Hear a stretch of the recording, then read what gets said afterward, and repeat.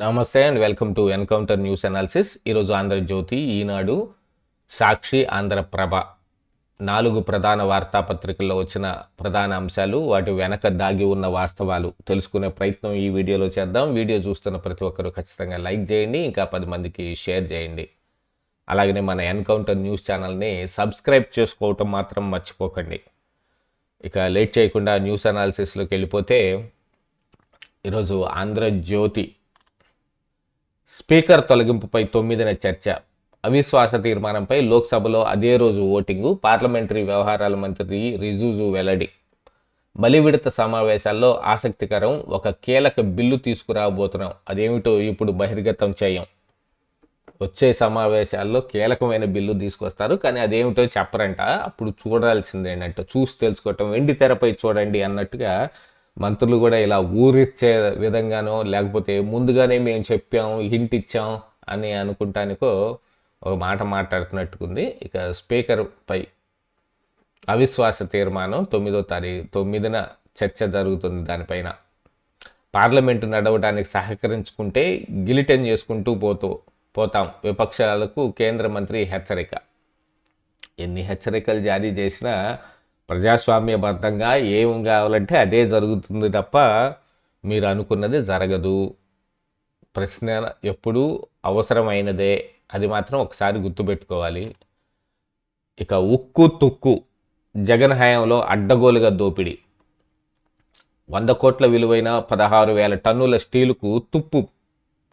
పేదల ఇళ్ల నిర్మాణం పేరిట ఎన్నో అక్రమాలు, మార్కెట్ కంటే అధిక ధరకు స్టీలు కొనుగోలు. 2022లో 191,800 టన్నులు సేకరణ, కంపెనీలకు 10.28 కోట్లు దోచిపెట్టిన వైనం, 350 కోట్ల ఇతర మెటీరియల్ ఎక్కువ రేటుకు. గత 2 రోజుల కింద అనుకుంటాను, ఈ పేదల ఇళ్ళ దీంట్లోనే భారతీ సిమెంట్స్ నుంచి ఎంత సిమెంట్ తీసుకున్నారు, అది ఎంత ధరకు తీసుకున్నారు, సామర్థ్యం కంటే, ప్లాంట్ సామర్థ్యం కంటే కూడా ఎక్కువ ఎలాగా కాంట్రాక్ట్లు ఇచ్చారు, మిగతా ప్లాంట్లకి అలా ఎందుకు ఇవ్వలేదు అనే దాని మీద ఒక చర్చ నడిచింది, ఈ పేదల ఇళ్ళు అనే దాని మీదనే. ఇక ఇప్పుడు దానికి అవసరమైన మిగతా ఇతరత్ర వస్తువులు, స్టీల్ కానీ, కరెంటు వైర్స్ కానీ, ఇలాంటి వాటన్నిటిలో కూడా ఒక పెద్ద కుంభకోణమే జరిగిందన్నట్టుగా మరొక వార్తను ఇక్కడ చూడొచ్చు. కంపెనీల నుంచి అధికారులకు కమిషను, విజిలెన్స్ నివేదికలో వాస్తవాలు వెలుగులోకి. ఆ మెటీరియల్ కూడా చాలా వరకు పక్కదారి మిగిలి ఉన్నది, వినియోగించలేని దుస్థితి. యాక్చువల్గా అమరావతి ప్రాంతంలో రోడ్లు వేస్తే రోడ్లే గ్రావెల్ కోసం తవ్వుకొని మరీ వెళ్ళిపోయిన ఘనత ఉన్న వైఎస్ఆర్ కాంగ్రెస్ పార్టీ అధికారంలో ఉంటే ఏం చేస్తారనేది కళ్ళకు కట్టినట్టుగా కనపడుతున్నది ఈ వార్త, యాక్చువల్గా చెప్పాలనుకుంటే. ఇక వార్ వన్ సైడ్, నిన్న పాక్తో జరిగిన T20 వరల్డ్ కప్లో భారత్ చిత్తుగా ఓడించేసింది పాక్ని. బ్యాట్తో ఇషాంత్ తాండవం, సూపర్ 8కు సూర్యసేన. అట్లాగనే సూపర్ 8కి అర్హత సాధించారు. న్యూయార్క్, దుబాయ్, కొలంబో వేదిక ఏదైనా టీమిండియాదే జోరు, పాకిస్తాన్ది అదే బేజారు. T20 వరల్డ్ కప్లో భారత్తో మేము తలపడం అంటూ రచ్చ చేసిన గత్యంతరం లేక బరిలోకి దిగిన పాకిస్తాన్కు తలవంపులు తప్పలేదు. పాకుకు మళ్లీ పీడకలే మిగిలింది. వెరసి టీమిండియా చిరకాల ప్రత్యర్థిపై ఆధిపత్యాన్ని కొనసాగించింది. T20 వరల్డ్ కప్లో భాగంగా కొలంబోలో ఆదివారం జరిగిన గ్రూప్ మ్యాచ్లో భారత్ 61 పరుగుల తేడాతో పాకిస్తాన్ని చిత్తు చేసింది. 6 స్పిన్నర్లను దింపి మరీ దాడి చేయించారు. బాల్ బాగా స్వింగ్ అవుతుంది అనే దాంతో బ్యాటింగ్కి అనుకూలంగా లేకపోయినా కూడా ఎరగేశాడు. 44 బంతుల్లోనే 77 పరుగులు చేసి. ఇదే అంశం ఈనాడులో కూడా. పాక్ పని పట్టారు. ప్రపంచ కప్లో భారత్ అలవోక విజయం, ఇషాన్ కిషన్ మెరుపు ఇన్నింగ్స్, సమిష్టిగా విజృంభించిన బౌలర్లు. ఇంకా అదేవిధంగా ప్రజాకర్షక పథకాలకు తెరదించాం, వృద్ధికి ఊతం లక్ష్యంతో కావాలనే వాటిని వదిలేశాం, వ్యవస్థీకృత అంతరాలు సరిచేస్తున్నాం, తదుపరి ప్రస్థానానికి బడ్జెట్ ఊతం, వికసిత భారత్కు ఇది పునాది, ఒప్పందాలతో ఎగుమతులకు ఊపు తెలుగు రాష్ట్రాలకు మేలు చేశాం. నా ఆలోచనలన్నీ దీర్ఘకాలిక దృష్టితోనే. పీటీఐ ప్రత్యేక ఇంటర్వ్యూలో ప్రధాని నరేంద్ర మోడీ. అప్పుడెప్పుడు 1920లో తీసుకున్న నిర్ణయాలు 1947లో స్వాతంత్ర సముపార్జనకు పునాదులు వేశాయి. అలాగే ఇప్పుడు తీసుకుంటున్న నిర్ణయాలు 2047 నాటికి వికసిత భారత్ సాకారం అయ్యేందుకు పునాదిలా నిలుస్తాయి. నిజమేనంటారా? దాని వెనక వీడు తీసుకునే ప్రతి ఒక్క నిర్ణయం వెనక ఏదో ఒక వాళ్ళ సొంత ఉద్దేశం అయితే ఖచ్చితంగా ఉంటుంది. ఇక దీని గురించే ఈ ఆంధ్ర ప్రభలో కూడా యూపీఏ సర్కారుకు బేరాలాడడం చేత కాలేదు.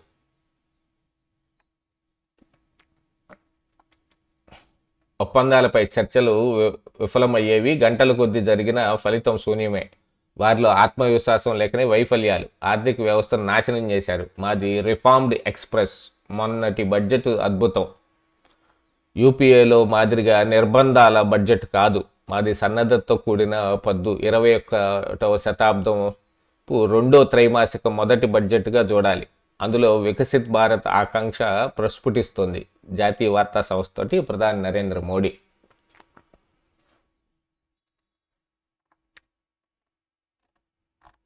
అదే అంశం ఇక్కడ ఆంధ్రజ్యోతిలో కూడా. శక్తితోనే సాధించాం. వాణిజ్య ఒప్పందాల్లో బలమైన స్థితిలో ఉండి చర్చ. యూపీఏ ప్రభుత్వం ఆత్మవిశ్వాసంతో చర్చలు జరపలేదు. మేము తెచ్చిన బడ్జెట్ సాదాసీదావి కావు. దీనికి అవే ప్రత్యేకం. వికసిత్ భారత్ తర్వాతి దశలో ప్రైవేటు రంగమే కీలకం. డిజిటల్ ఏఐ రంగాలకు కేంద్రంగా మారుతున్న భారత్ ఇప్పటి పరిస్థితులు అనుగుణంగా రక్షణ రంగం ఆధునీకరణ, ప్రైవేటు సంస్థల లాభాల్లో కార్మికులకు న్యాయమైన వాటా ఇవ్వాలి. పీటీఐ ఇంటర్వ్యూలో ప్రధాని మోడీ. ఒక్కొక్క వార్తాపత్రికలో ఒక్కొక్క అంశాన్ని స్పృశించారు. మనం వరుసగా చదువుకొని మొత్తం ఏముంది అని తెలుసుకునేటట్టుగా వీలుగా.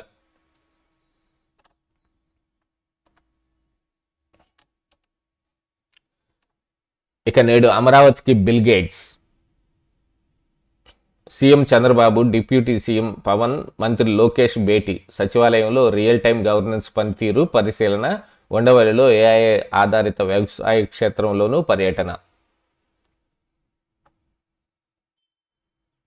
ఆ తర్వాత మళ్ళీ ఢిల్లీలో కూడా కలిసే అవకాశం ఉందంటున్నారు.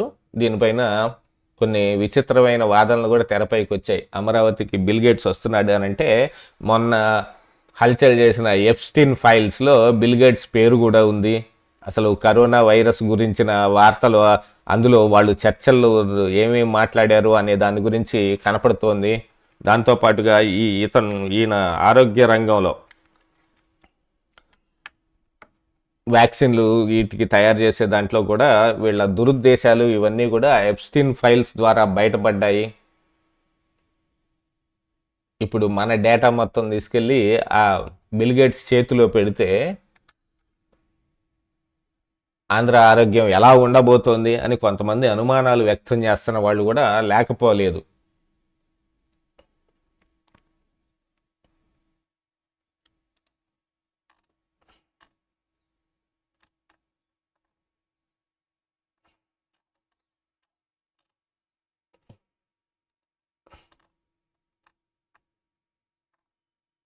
బిల్ గేట్స్ రాకతో ఎన్నో ఆశలు. నేడు అమరావతిలో పర్యటన. రాజధాని నిర్మాణంలో మైలురాయి.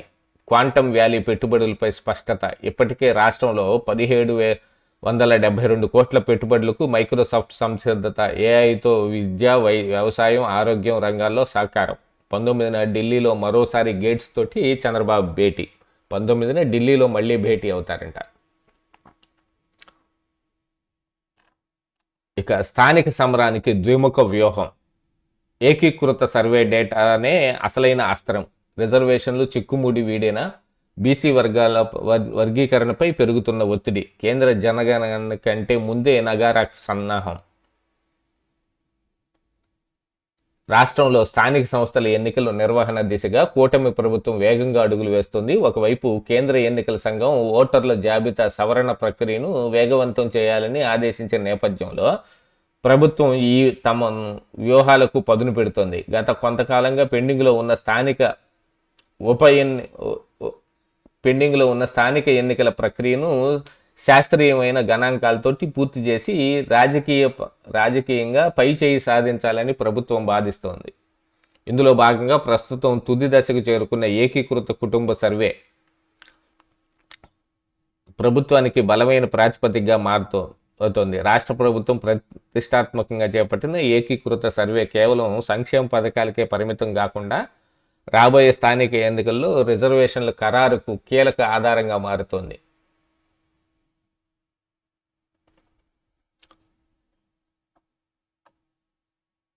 స్థానిక సంస్థల ఎన్నికలు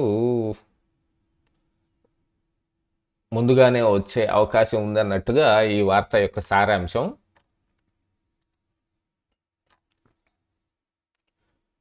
ఇక కార్యకర్తల కష్టాన్ని గుర్తిద్దాం. పార్టీకి లక్షల మొదళ్లను కదిలించే వాళ్ళు కావాలి. జనసేన పార్టీ భావజాలం చాలా బలమైంది. జనసేన ఏ ప్రాంతానికో పరిమితం కాదు. అందుకే తమిళనాడు, కర్ణాటక నుంచి ఆహ్వానం. పార్టీ సభ్యత్వ నమోదు ప్రారంభంలో పవన్ కళ్యాణ్ పార్టీకి 2 కోట్ల విరాళం అందించిన జనసేనాని. పార్టీని ఈ పార్టీకి మొత్తం ఫుల్గా బలోపేతం చేసుకోవాలి. ఆ బలం పుంజుకునే అవకాశాన్ని చాలా వరకు దాటవేత ధోరణితో దాకా తీసుకొచ్చారు. ఇంకా సభ్యత్వ నమోదులు వీటి దగ్గరే ఉంది. ఇదే అంశం ఈనాడులో కూడా వేశారు. కార్యకర్తల కష్టాన్ని గుర్తించేవారే సంపూర్ణ నాయకులు. జనసేన సభ్యత్వ నమోదు కార్యక్రమంలో పవన్ కళ్యాణ్ కార్యకర్తలకు బీమాకు 2 కోట్ల విరాళం.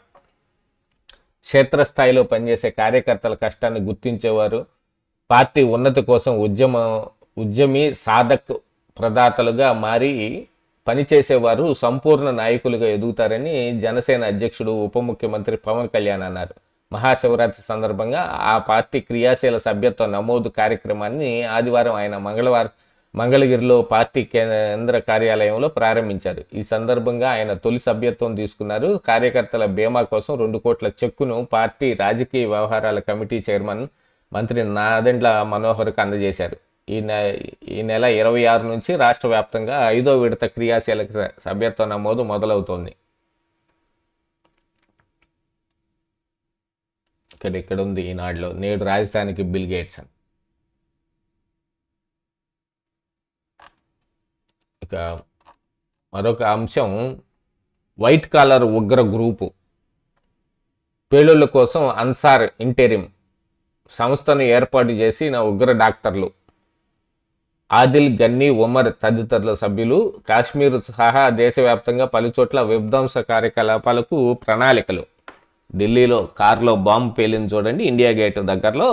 దానికి సంబంధించిన దర్యాప్తులో, ఢిల్లీ పేలుళ్ల ఘటన దర్యాప్తులో సంచలన విషయాలు బయటకు వచ్చాయనేది. అన్సార్ ఇంటెరిమ్ అనే సంస్థను స్థాపించి అందులోకి ఇలాగ వైట్ కాలర్ డాక్టర్సు పెద్ద పెద్ద వీళ్ళందరినీ చేర్చుకొని తద్వారా మళ్ళీ చివరాఖరికి వచ్చి చేసేది ఏంటంటే విధ్వంసం, బాంబు పేలుళ్ళు ఇలాంటివే. ఇక ప్యాకేజ్డ్ ఆహారంపై హెచ్చరిక ఉండాల్సిందే. ఆరోగ్యం ప్రాథమిక హక్కు, రాజీ పడే ప్రసక్తే లేదు. ప్రజారోగ్యంతో ఆటలొద్దు. FSSAIకు సుప్రీంకోర్టు స్పష్టీకరణ. 4 వారాల్లో సమగ్ర నివేదికతో రావాలనే ఆదేశం. ఇక దీన్ని చూపించి మళ్ళీ మొన్న కోవా బన్ను గురించి తెగ మాట్లాడతారు. కోవా బన్ను ఇట్లాగా రాష్ట్రంలో ప్రతి రాష్ట్రంలోనూ ఉంటారు ఆ స్ట్రీట్ వ్యాపారులు. వాళ్ళకి ఇప్పుడు ఆ FSSAI సర్టిఫికేట్ కావాలంటే ఎక్కడి నుంచి వస్తుంది? వాళ్ళని తీసుకెళ్ళి వాళ్ళు నీకేది ఎక్స్పైరీ డేట్ ఎక్కడుంది అని గందరగోళం చేసేసి గత్తరబెత్తర చేశాడు. ఒక్క కోవా బన్నేనా? ఇంకా అదేమంటే ఫుడ్ జిహాదీ అనే పేరు. ఇప్పుడు లవ్ జిహాదీ అయిపోయింది, ఫుడ్ జిహాదీ. కొన్నాళ్ళు హలాల్ చేసే దాని మీద గొడవ. హలాల్ చేసే ఎందుకు తినాలి కోడిని? మనం కోడి కోసుకొని తిన్నట్టు వాళ్ళు మరి 4 మంత్రాలు చదువుతారో లేకపోతే ఇంకేమన్నా దానికి ఏదైనా చదువుతారో, ఆ హలాల్ చేసింది వాళ్ళు తింటారు అని అనుకుంటే వాళ్ళ కోసమని చేస్తున్నారు.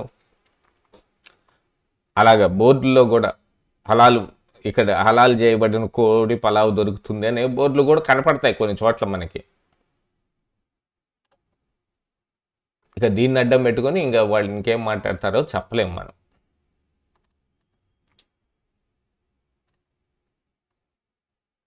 ఇక ఆంధ్రప్రభలో ఒకసారి ఆ ఒప్పందంతో రైతులకు ద్రోహం, US deal, Rahul versus Amit Shah. ఆ ప్రశ్నలపై చర్చిద్దాం. యుఎస్ డీల్ పైన కాదంటే స్పష్టత ఇవ్వండి, మా 5 ప్రశ్నలకు సమాధానం చెప్పండి. Dread distillery grain, GM soya oil, పప్పు ధాన్యాలు, నాన్ ట్రేడ్ బ్యారియర్స్ తొలగింపు మాటేమిటి? మరిన్ని ఉత్పత్తులకు గేట్లు తెరుస్తారా? ఎక్స్లో రాహుల్, మన రైతులకు రక్షణ సందేహమేనని ఆందోళన. దీనిపైన చర్చిద్దాం రమ్మని అమిత్ షా ఒక సవాల్ విసిరాడంట. అన్ని హాస్యాస్పద సందేహాలు బీజేపీ యువమోర్చా అధ్యక్షుడు చర్చకు వస్తారు. వేదిక సమయం మీరే నిర్ణయించండి.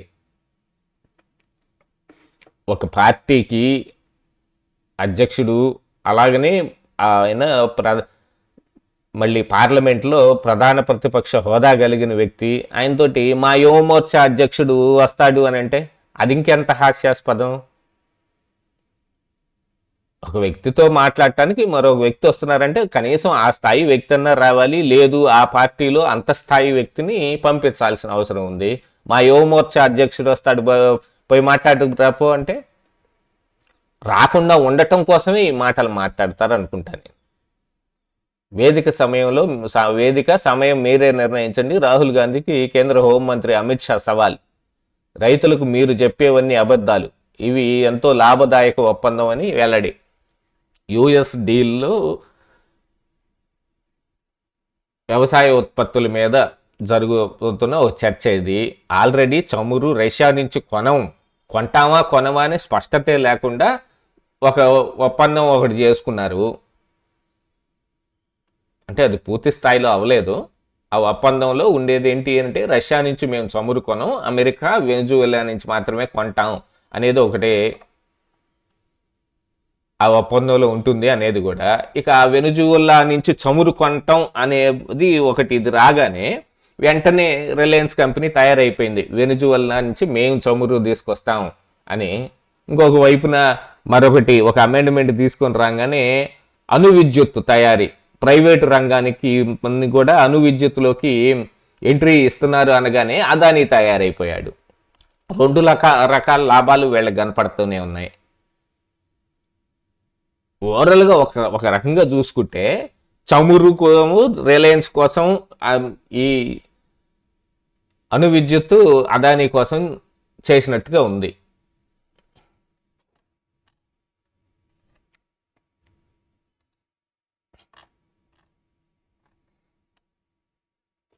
ఇక కేంద్ర పరిశీలనకు బీసీ బిల్లు, రక్షణ చట్టం హామీ అమలుకు కూటమి యత్నం. జాతీయ బీసీ కమిషన్ పరిశీలన అనంతరం సభలోకి ఉమ్మడి జాబితాలోని అంశం కావడంతో పరిశీలనకు బిల్లు, ఆర్డినెన్స్ ద్వారా లేదా వచ్చే అసెంబ్లీ సమావేశంలో చట్టం. ఇక మరోవైపు మళ్లీ తెరపైకి బాక్సైట్. మన్యంలోని 6 బ్లాకుల్లో 615 మిలియన్ల టన్నుల నిల్వలు. వీటిలో మైనింగ్కు ఏపీఎండిసి లీజులు ఇవ్వండి, నామినేషన్ లేదా వేలంలో ఇప్పించండి. ప్రభుత్వానికి గనుల శాఖ నివేదిక తర్వాత ప్రైవేటు కంపెనీలకు డెవలపర్ బాధ్యతలు. 1.5 లక్షల కోట్ల పెట్టుబడులు ఛాన్సు, 60,000 మందికి ప్రత్యక్ష పరోక్ష ఉపాధి. లీజుల నిర్ణయాధికారం కేంద్రానిదే. తొలుత రాష్ట్రం విధాన నిర్ణయం తీసుకోవాలి, తర్వాత కేంద్రానికి సిఫార్సు చేయాలి. ఈ బాక్సైట్ మళ్ళీ వచ్చింది. గతంలోనే దీని మీద చాలా పెద్ద పెద్ద సెలబ్రిటీలు అందరూ కూడా ట్వీట్ కూడా చేయటం జరిగింది. బాక్సైట్ కావాలంటే వేరే ఎక్కడి నుంచైనా కొనుక్కోవచ్చు, కానీ అడవుల్ని మాత్రం మనం కొనుక్కోలేము అని చెప్పినట్టు, పచ్చదనాన్ని కొనక్క రాలేము అన్నట్టుగానే తయారై కూర్చుంది. అయినా కూడా ఈ నిల్వలు వీటన్నిటి మీదనే కన్నేసిన బడా బడా బాబులకి ఏదో ఒక వాళ్ళకి పనికొచ్చే ఉపకరించే పనులన్నీ చేస్తే వాళ్ళు మనకు ఉపకరించే పనులు చేస్తారు.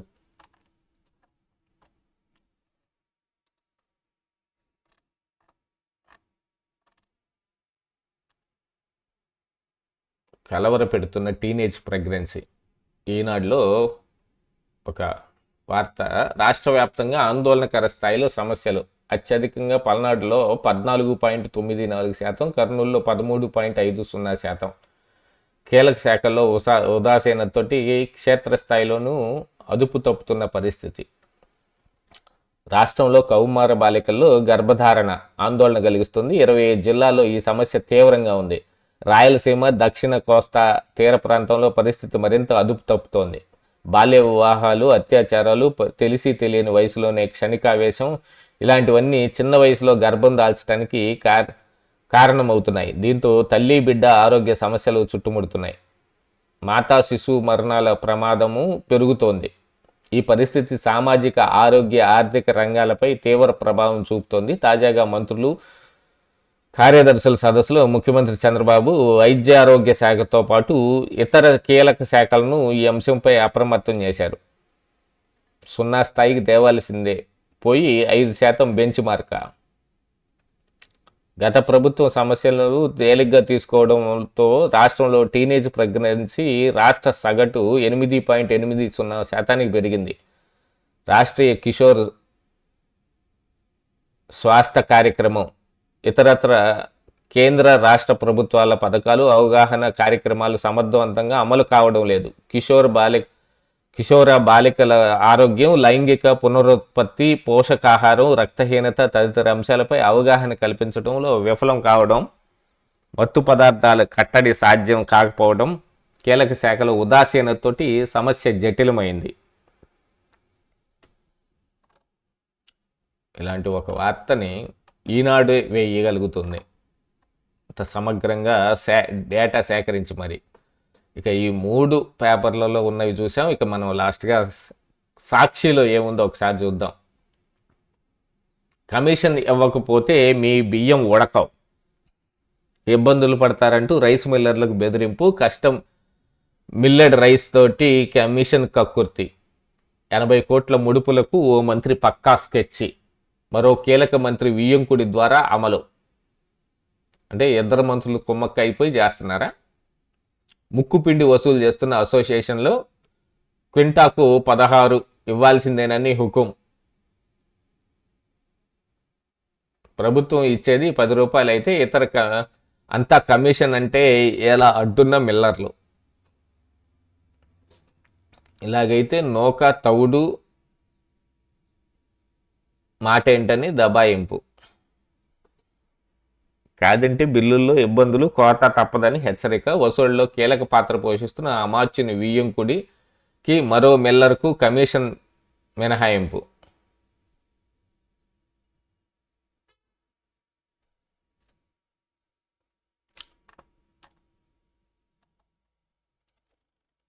బాండ్లు పంచి బాబు బురిడి. సూపర్ 6 హామీలకు మంగళం. మూడు బడ్జెట్లలో ఇచ్చింది 0. నిరుద్యోగ భృతి, ఆడబిడ్డ నిధి ఇలాంటి ప్రధాన హామీలకు దిక్కులేదు.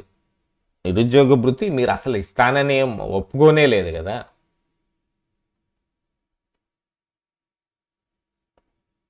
బాండ్లు పంచి బాబు బురిడి.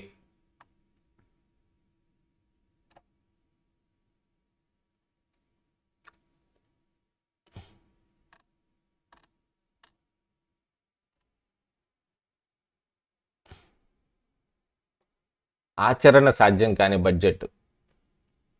రెవెన్యూ ఆదాయం 2.34 లక్షల కోట్లు రానే రాదు.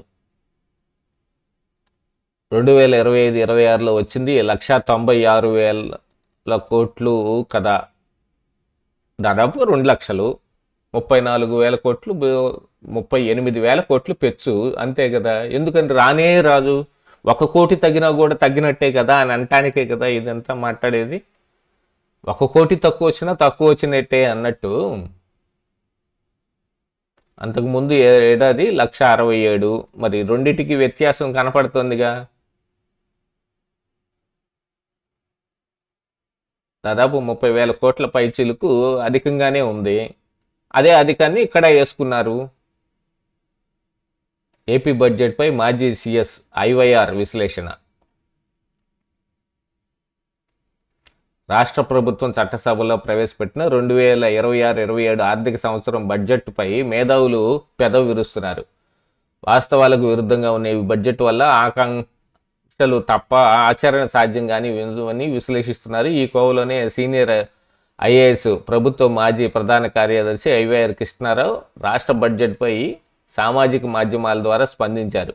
బడ్జెట్లో రెవెన్యూ ఆదాయం 2.34 లక్షల కోట్లు అని ప్రభుత్వం అంచనా వేసింది, కానీ ఆ మేరకు ఖచ్చితంగా ఆదాయం రాదని ఆయన స్పష్టం చేశారు.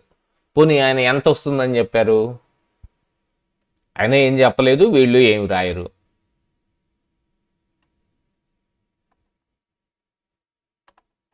ఆ మాత్రం లెక్కలు వేసేది లేకుండా అధికారులు ఇప్పుడు అయ్యావులు కేసు ఏం కూర్చొని అక్కడ ఈ నెంబర్లన్నీ రాసి ఎంత అని చెప్పడు కదా. అధికారులు తయారు చేసేదే. వైఎస్ఆర్ కాంగ్రెస్ పార్టీ అధికారంలో ఉన్నా, టీడీపీ అధికారంలో ఉన్నా, ఇంకెవరు అధికారంలో ఉన్నా అది బడ్జెట్ని తయారు చేసేది ఆ అధికారులే. వాళ్ళకి వాస్తవ రూపం తెలుస్తుంది, వాళ్ళు ఇచ్చేదే చెబుతుంది. కాకపోతే ఇందులో ఇప్పుడు ప్రభుత్వంలో ఉన్న పెద్దల ఆకాంక్షలు ఏమిటి, దానికి అనుగుణంగా ఎలా బడ్జెట్ వేయాలి అనేది, సంక్షేమ పథకాలకి ఏం వేస్తారు, లేకపోతే మిగతా మౌలిక వసతులకి ఏం వేస్తారు అనేది మొత్తం వాళ్ళు తయారు చేసేదే కదా. అంటే దాదాపుగా ఇప్పుడు తయారు చేస్తున్న వాళ్ళల్లో గతంలో చేసిన వాళ్ళు కూడా ఉంటారు. ఇదంతా ఉత్తుత్తు పోసుకోలు కబుర్లు తప్ప ఏమి లేదు ఇక్కడ. ఏదో ఒకటి రాయాలి, ఏదో ఒకటి మనం మాట్లాడాలి అనేది. మీకు సాక్షి దినపత్రిక అందడంలో ఏమైనా ఇబ్బందులు ఉన్నాయా, లేక సాక్షికి బదులుగా ఇతర దినపత్రికలు వేస్తున్నా మా టోల్ ఫ్రీ నెంబర్కి ఉదయం 7 గంటల నుంచి రాత్రి 8 గంటల లోపు తెలపగలరు. మీరు చేసిన పని ఎవరు చేయరండి. యథేచ్ఛగా వేస్తున్నారు సాక్షి పేపరు, ఏమీ ఆపేదే లేదు. టీవీ ఛానల్స్ కూడా మీ సాక్షి ఛానల్ని ఖచ్చితంగా ఇస్తానే ఉన్నారు. గతంలో ఆంధ్రజ్యోతి, TV5 మా ఏరియాలో కూడా ఆపేస్తే నేను డిష్ పెట్టుకొని డిష్లో చూసుకున్నాల్సిన పరిస్థితి వచ్చింది. ఇప్పుడు పెద్ద హెడ్లైన్ వైరస్ మరి సాక్షి అందకుండా సాక్షి బదులు ఇతర పత్రికలు వేస్తున్నారా? వెయ్యరు, ఎవరు అలా వెయ్యరు, ప్రజలే వద్దనుకుంటారు. ఇంతకుముందు సాక్షిని బలవంతాన మీరు అంటగట్టి వాలంటీర్ల చేత కొనిపించి అప్పుడు లబ్ధి పొందారు, అది వేరే. కానీ ప్రజల్లోకి వచ్చేటప్పటికి సాక్షి పత్రిక ఏ మేరకు వేయాలో ఆ మేరకే పడుతుంది, ఆ మేరకే వాళ్ళు వాడుతున్నారు. మా కర్మ ఇది, తప్పక మేము చదువుతున్నాం. దాదాపుగా 50-60% ఇందులో పచ్చి అబద్ధాలే ఉంటాయి.